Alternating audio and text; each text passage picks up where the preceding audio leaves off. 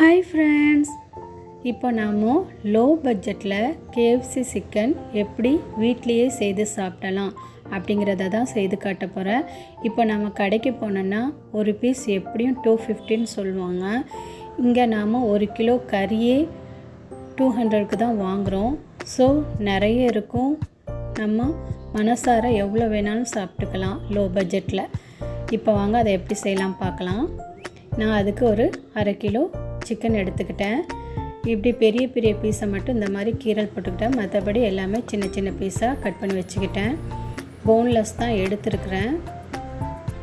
இப்போ அதில் 2 ஸ்பூன் வத்தத்தூள், அப்புறம் தேவையான அளவு உப்பு, இஞ்சி பூண்டு பேஸ்ட்டு கொஞ்சம், அப்புறம் தயிர், இது எல்லாத்தையும் போட்டு நல்லா மிக்ஸ் பண்ணிக்கிட்டேன்.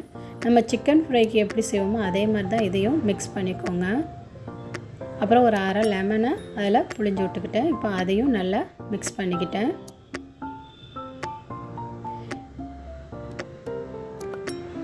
ஃப்ரூட் கலர் தேவைன்னா சேர்த்துக்கோங்க, இல்லாட்டா வேணாம் அதை ஸ்கிப் பண்ணிவிடுங்க. ஃப்ரூட் கலர் நல்லது இல்லை.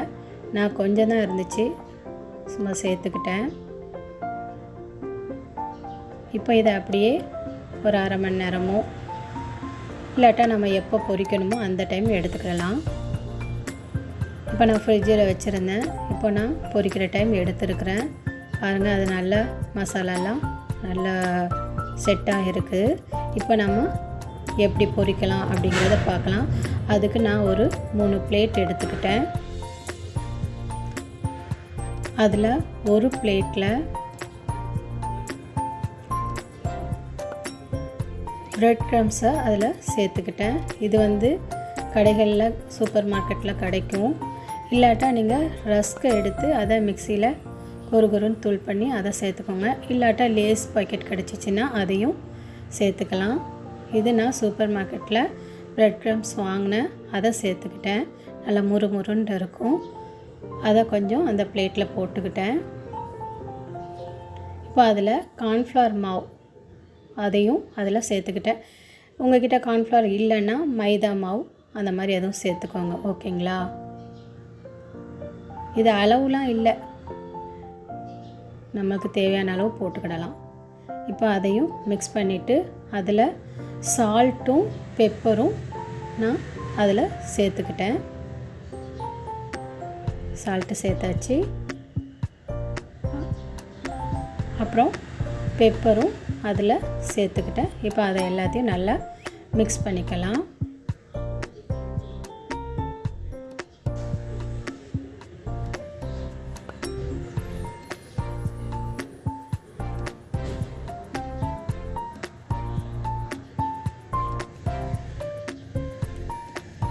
எல்லாம் மிக்ஸ் பண்ணதும் இன்னொரு பிளேட்டில் நாம் எக்கை உடச்சி ஊற்றிக்கலாம்.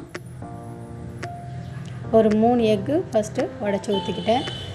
தேவைப்பட்டுச்சுன்னா திரும்பவும் அதே மாதிரி எக்கு உடச்சி ஊற்றிக்கலாம். இப்போதைக்கு நான் ஒரு 3 எக்கு உடச்சி ஊற்றிக்கிட்டேன்.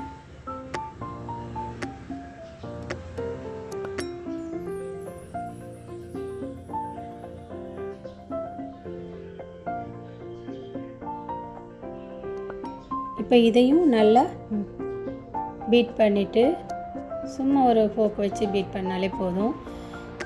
பீட் பண்ணிவிட்டு அதுலேயும் உப்பும் பெப்பரும் மிக்ஸ் பண்ணிட்டா போதும். இப்போ இந்த பிளேட்டில் ப்ரெட் க்ரம்ஸு, கார்ன்ஃப்ளவர், உப்பு, பெப்பர் இது எல்லாத்தையும் மிக்ஸ் பண்ணி வச்சுருக்கிறேன். இப்போ அந்த பிளேட்டில் எக்கு, சால்ட்டு, பெப்பர் போட்டு மிக்ஸ் பண்ணிக்கிட்டேன். இப்போ நாம் அதை எப்படி யூஸ் பண்ணலாங்கிறத பார்க்கலாம்.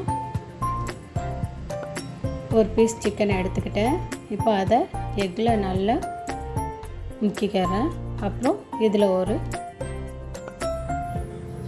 இதுலேயும் போட்டு நல்லா மிக்ஸ் பண்ணிக்கலாம். இப்படி 2 கோட்டு கொடுக்கணும். நான் எப்படி செய்கிறேனோ அதே மாதிரி பண்ணிக்கோங்க. இப்படி எல்லா சிக்கனையும் அதே மாதிரி டபுள் கோட் கொடுத்துக்கலாம். ஃபஸ்ட்டு எக்கில் முக்கணும், அப்புறம் அந்த ப்ரெட் க்ரம்ஸில் முக்கணும், திரும்பவும் எக்கு, திரும்பவும் ப்ரெட் க்ரம்ஸ்னு இந்த மாதிரி எல்லா பீஸையும் இந்த மாதிரி செஞ்சு வச்சுக்கோங்க. பெரிய பீஸை நான் இது பண்ணிட்டேன். இப்போ சின்ன பீஸை என்ன பண்ணணுண்டா, நான் பாருங்கள் எப்படி பண்ணுறேன் பாருங்கள். சப்பாத்தி சப்பாத்தி கட்டையை வச்சு மேலே லைட்டாக ப்ரெஸ் பண்ணனா அந்த சிக்கன் நல்லா அழகாக சாஃப்டாக வரும். இல்லாட்டா பெரிய பீஸ் துண்டு மாதிரி இருக்கும். இப்படி நசுக்கி வச்சிட்டிங்கன்னா ரொம்பவே நல்லாயிருக்கும், பார்க்கவும் நல்லாயிருக்கும், சாப்பிட்றதுக்கும் நல்லாயிருக்கும். அதையும் அதே மாதிரி எக்லேயும் ப்ரெட் க்ரம்ஸ்லேயும் போட்டு 2 கோட்டு கொடுத்துக்கோங்க.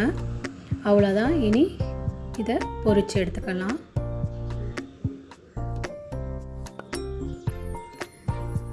பாருங்கள், எல்லாத்தையும் நான் ரெடி பண்ணிட்டேன். இப்போ நம்ம ஒரு பேனில் ஆயில் ஊற்றிக்கிட்டு ஆயில் சூடானதும் நாம் ரெடி பண்ணி வச்சுருக்கிற சிக்கனை போட்டுக்கலாம். போட்டுட்டு ஒரு 5 மினிட்ஸ் ஒரு வாட்டி அந்த சைடு இந்த சைடுமா திருப்பி விட்டு ஒரு 20 மினிட்ஸ் சிக்கன் வேகிற அளவுக்கு ஃப்ரை பண்ணி எடுத்துக்கலாம்.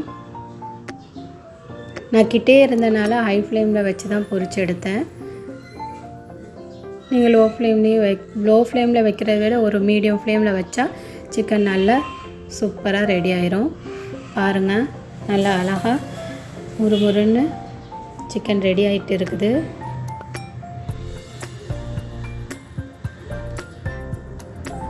கொஞ்ச நேரம் ஒரு வாட்டி அந்த சைடு இந்த சைடுமா திருப்பி விட்டுட்டு சிக்கன் நல்லா வெந்ததும் நம்ம ரெடி பண்ணி வச்சுருக்கிற பிளேட்டில் எடுத்து வச்சுக்கலாம்.